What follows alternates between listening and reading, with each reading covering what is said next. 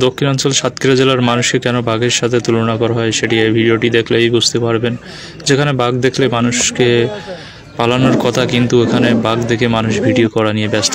বাঘ ভয়ে সে নিজেই পালানোর চেষ্টা করছে। মানুষ এখানে দেখতেই পাচ্ছেন সবাই যেন উপচে পড়ছে তার সাথে ভিডিও ছবি ধারণ করার জন্য, যেটি ফেসবুক, ইউটিউব বা বিভিন্ন স্থানে পোস্ট করার মাধ্যমে যাতে তারা হাজার হাজার বা কোটি কোটি মানুষের মাঝে দেখাতে পারেন।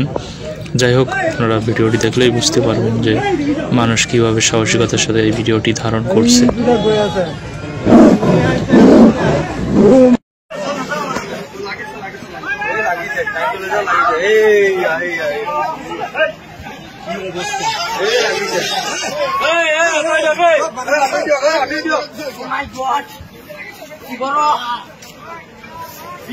খাদ্যের অভাবে সুন্দরবন থেকে বাঘ লোকালয়ে চলে আসছে। বনের ভেতরে বাঘের যে খাবার, যেমন হরিণ, শুকুর, এগুলো বনে কমে এসেছে। চোরা শিকারীরা এগুলো মেরে ফেলছে, যে কারণে খাবার না পেয়ে এখন মানুষ আর গবাদি পশুর উপর হামলা করছে।